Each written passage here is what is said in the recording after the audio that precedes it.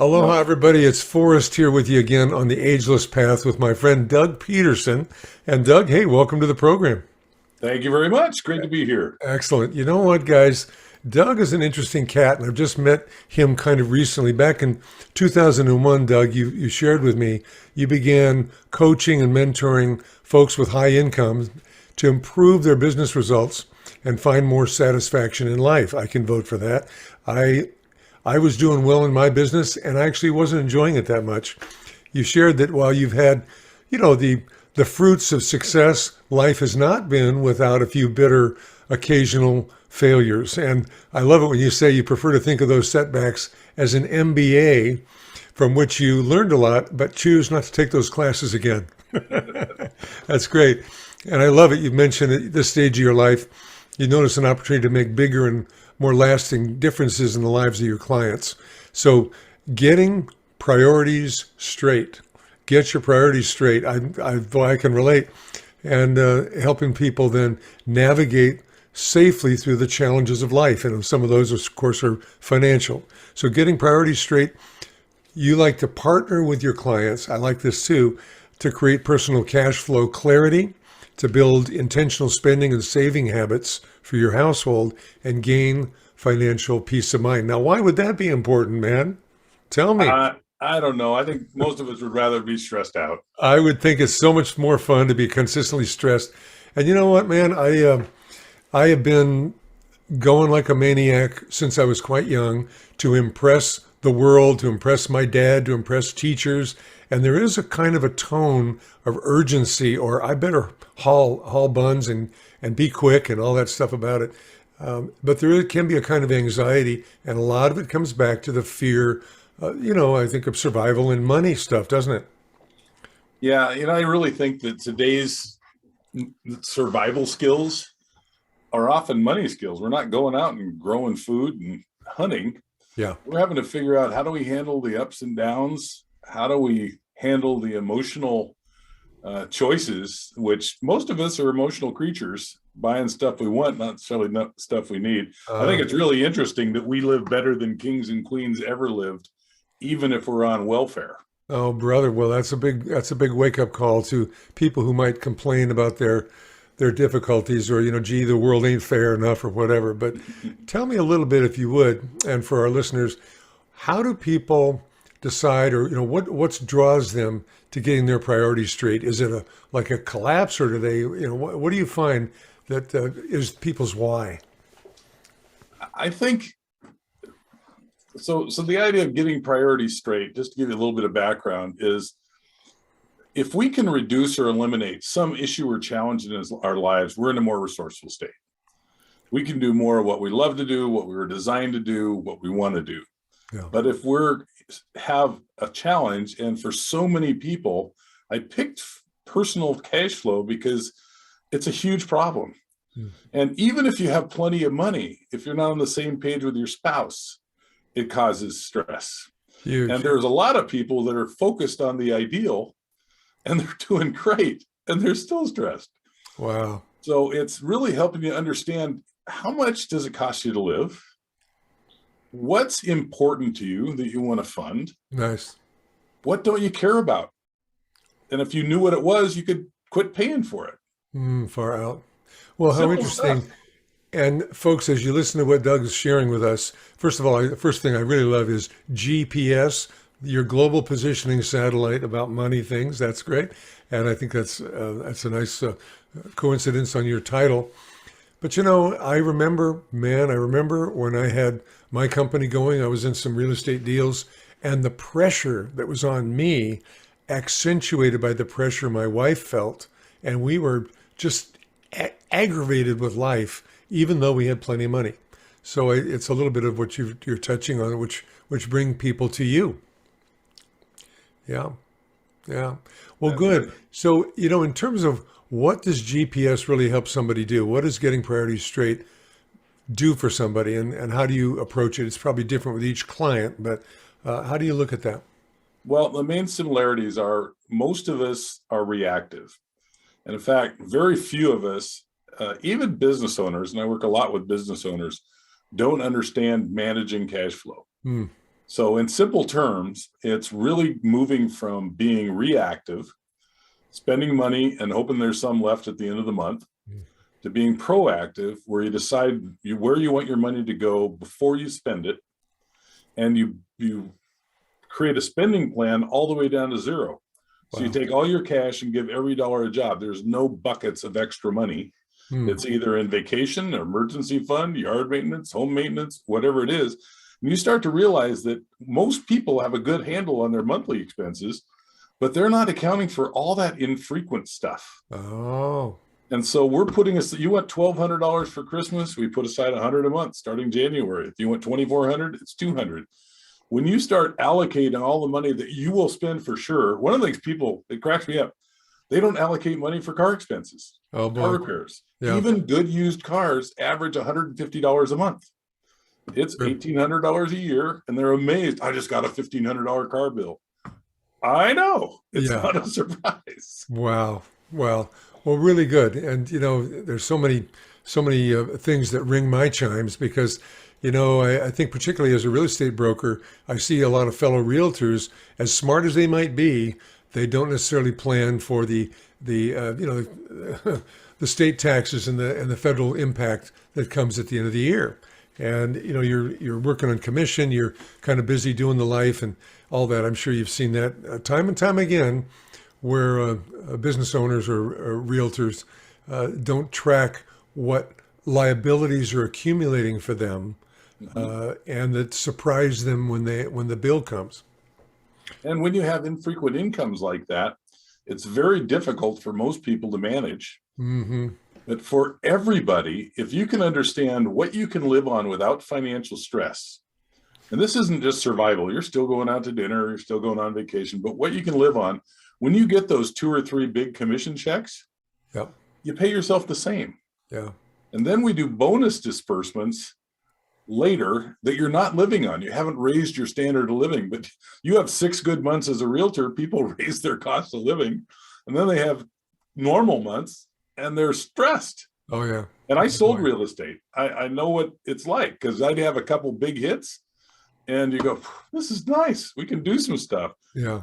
In hindsight, I would have had a couple big hits and say, I'm going to get 6 months worth of cushion so I don't have to stress anymore. That's so smart. And, and of course, how smart are you? You became a guide and a financial helper in this way instead of staying in the business. Okay. Now, there are some of the guys in the real estate trade who are, they're doing a good job and they're busy and all that stuff and get a reputation for what they do. My whole goal as what I would call the longevity realtor is looking at the whole package of where somebody lives, what is their sense of community that's possible there, what do they value, and you've touched on that a few times, but very directly, what are your values, and make sure your money lines up with what's important to you. I love how you talk about that. Yeah, to give another little piece on that is that, personal cash flow, business cash flow, it's exactly the same thing. Money in, money out. You need a little more coming in than out, or it's not sustainable. Yeah. If your personal overhead is lower, you have more choices. And as I've mentioned, I've done coaching and mentoring. The idea is if we can reduce or eliminate a challenge, we can do more of what we do well. And GPS also stands for greatest personal strength. Oh boy. So when you're looking at the ageless path and longevity, let's do stuff that energizes us. Boy, that's so good. God, Doug, that's really so important.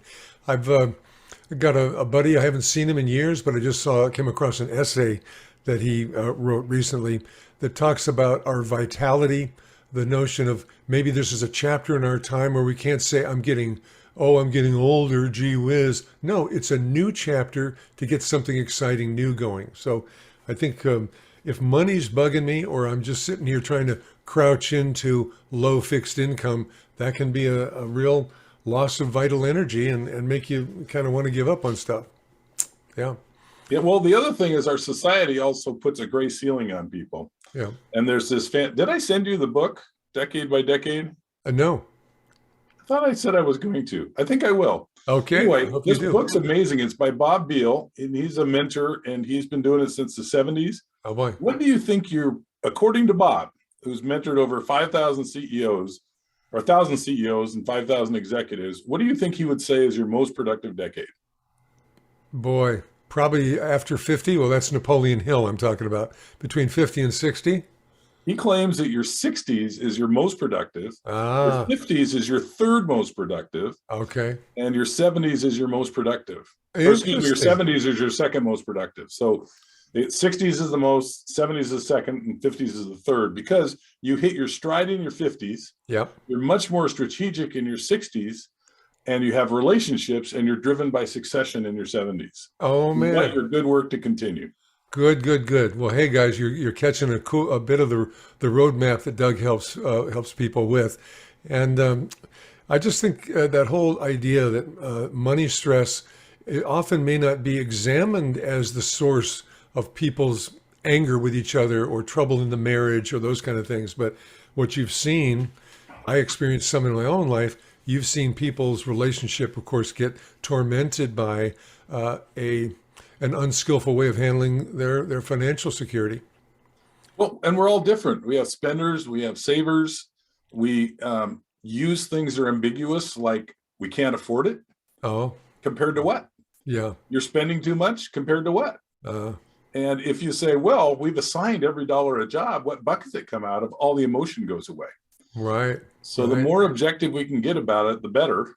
And I'll tell you, I wish I could say I've been enlightened forever, but it was only 5 years ago when my wife and I got on the same page financially. And here I am, supposed to be a coach and mentor, Oh, and I can't do it at home.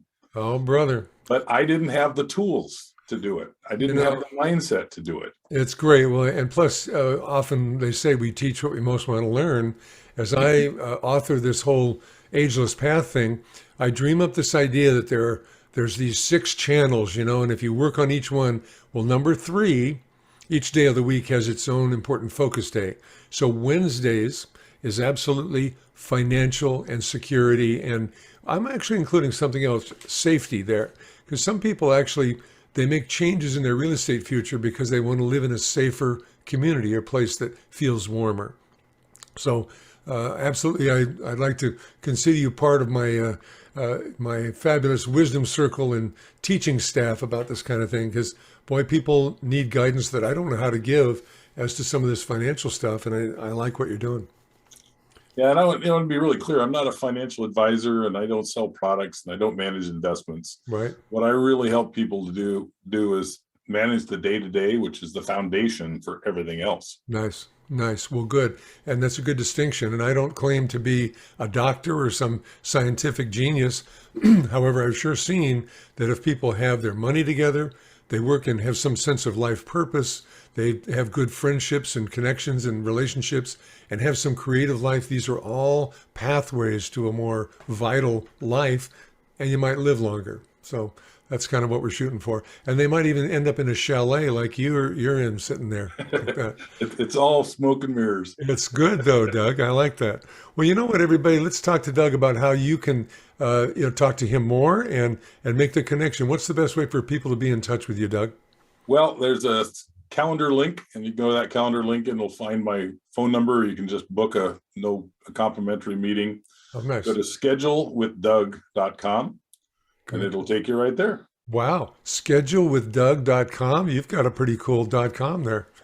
That's great. And I would add on one word, schedule with thedoug.com. But hey, folks, I'm talking with Doug Peterson of Getting Priorities Straight. And I think I'm got to start taking more of my own medicine on some of these pathways. I think back to this point again, we're always working on the new levels of awareness we have, and at different life stages, the priorities do shift. And I think it's okay to say, listen, at this point in my life, I got to get my act together in a way I never did before. And that's part of becoming a grown-up person, huh? Yeah. Right. Good. Good. Hey, I have one more thing I wanted to add that we talked about earlier that you we're hoping I'd bring up, and that was the emotional cycles of change. Yes, good. And it usually starts out with uninformed optimism. Oh, I'm going to put all this together and get going. And then you get into informed pessimism. Oh, this might be a little bit of effort. Even if it's not a lot, change is difficult for people. Yeah. Then you get into the valley of despair when you go, Oh boy, I should have done this a while ago. Oh, geez, what have I done to myself? I've lost time. I'm, yeah, a feeling of self-reproach and all that stuff. Yeah, the Yeah, valley, what's that called? A valley of the Valley of Despair. Valley of And Despair. this I think I've known that valley. I don't want to look at that anymore, though. Yeah. and this is something I learned out of a book called The 12-Week Year. I thought it was excellent. Anyway, then you go into informed optimism because you start saying, okay, there is a path out of this, and now I know how big it is or how little it is or what I can do about it. And then success. Nice. And success is just the feeling you get when you accomplish something you set out to do. It's not a Nice. destination. Well, and folks, I just want to endorse what Doug's saying too, that you're not claiming to be a magician, but you're another set of eyes, and you don't have the emotional involvement with a person's finances in the way that they do, and their blind spots might be more visible to you. And that's what good coaching and consulting is really about. Nice. Well, hey, everybody, it's Doug Peterson and Forrest Arnold here on the AgeLess Path with your interesting venture called Getting Priorities Straight.